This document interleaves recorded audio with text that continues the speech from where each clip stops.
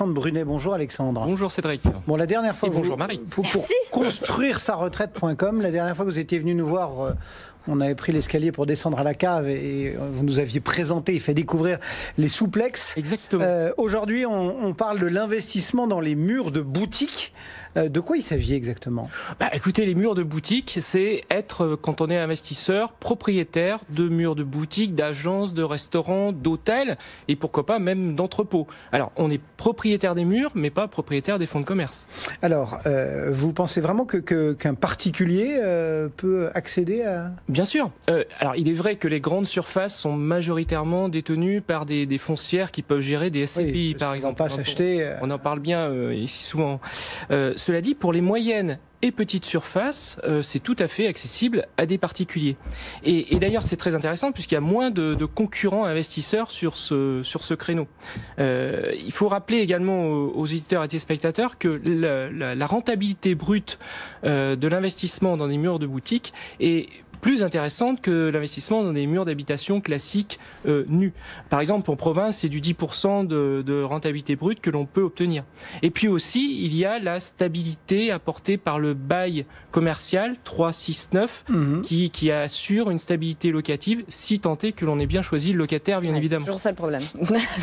Attendez, je suis d'accord sur le principe, mais il y a aussi une réalité qui est celle de la révolution numérique, des Français qui achètent de plus en plus en ligne, et il suffit de se balader dans, alors peut-être pas tous les centres-villes, mais dans certains centres-villes. Ouais, mais il y a ce commerce et commerce, Cédric, je suis sûr que c'est ce que vous avez dit. Non, mais effectivement, c'est une bonne remarque. Il y a des boutiques qui ferment quand même. Ouais, effectivement, bon nombre de centres-villes, de communes, on va dire, de moins de 30 000 habitants sont clairement en voie de désertification. Il suffit de se balader pour le constater. Et bien évidemment, on peut être tenté de faire le lien direct, de cause directe, entre cette désertification et l'essor du commerce en ligne. Cela dit, je pense que c'est aller un peu vite en besogne parce que on s'aperçoit que bon nombre de ces centres-villes ont été aspirés par des zones commerciales en périphérie de ces villes moyennes. Et ce qu'on peut observer, c'est que ces zones commerciales sont globalement plutôt bien animées les week-ends. Donc le commerce physique continue de fonctionner. Ça veut dire aujourd'hui qu'il y a des secteurs dans lesquels il est pertinent, entre guillemets, d'investir ? Oui, il y a des secteurs. Ce qui est important de bien comprendre, c'est que les achats en ligne sont à géométrie variable, selon la nature de l'activité. Par exemple, pour le tourisme, pour réserver un voyage ou un hôtel, le taux de réservation en ligne est de plus de 40%. Sur le prêt-à-porter, il descend à 14%. Sur les produits de consommation, il descend à 3%. Et il y a même des services non délocalisables. Par exemple, Cédric, Marie, avez-vous essayé de vous faire couper les cheveux sur Internet ? Non, pas encore. Donc, attendez qu'Anthony Morel nous déniche un robot qui va nous faire ça très bien. Donc oui, je pense qu'il existe encore des secteurs pour lesquels... Et alors rigolez pas, parce qu'on peut faire aussi venir les gens à domicile. Maintenant, il y a des services justement qui peuvent venir vous le faire à domicile. C'est vrai. On ne sait jamais. Je suis en train de tuer votre sujet là. Le progrès n'a pas de limite. Bon, qu'est-ce qu'on donne comme conseil ce matin, justement, à nos téléspectateurs, à nos auditeurs, sur les secteurs, les villes à privilégier ? Écoutez, Cédric, c'est un investissement immobilier. En premier lieu, je crois qu'il est bon de rappeler qu'au-delà de cette mutation que l'on connaît dans ce secteur, les basiques de l'investissement immobilier doivent être respectés, à savoir une économie et une démographie qui se portent bien. Parce que une économie qui est en berne, c'est une démographie qui est probablement en baisse dans la ville concernée, c'est moins de passages dans les centres-villes, c'est donc des boutiques vides et donc des locataires qui ne payeront pas. Ouais. Donc ça, c'est un premier point.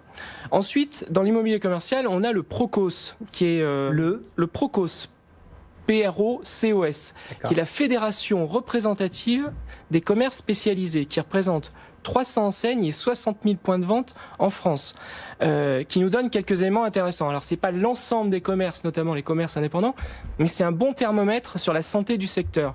Et qu'est-ce qu'il nous dit, le PROCOS ?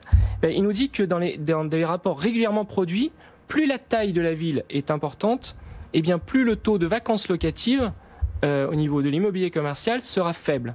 Donc ça, c'est un point extrêmement important. Et puis, en parallèle, Il faut également veiller à sélectionner les villes pour lesquelles la municipalité affiche une politique volontariste quant à la revitalisation de son centre-ville. Il y a une très forte disparité en ce moment là-dessus. Et il y a des maires qui vont essayer de faciliter des aménagements de parking, faciliter les accès au centre-ville. Il y en a même qui vont essayer de proposer des biens avec des loyers modérés, justement pour recréer une activité, une vie au niveau du centre-ville. Et puis, dernier point, dans une dernière étude du Procos, de ce fameux Procos, Cédric, eh bien, il apparaît que Lyon-Presqu'île, c'est le centre-ville qui est l'un des plus dynamiques en France, et Strasbourg et Clermont-Ferrand sont ceux qui ont la plus belle évolution en ce moment. C'est sûr que quand on se balade dans la Presqu'île à Lyon, on voit pas beaucoup de commerces vacants. Hein. Ah bah oui, voilà. Merci beaucoup Alexandre. Eh ben de rien. Alexandre Brunet pour construire sa retraite.com. Merci Marie, on se retrouve demain. À demain. Ce sera le club de l'IMO. Ouais.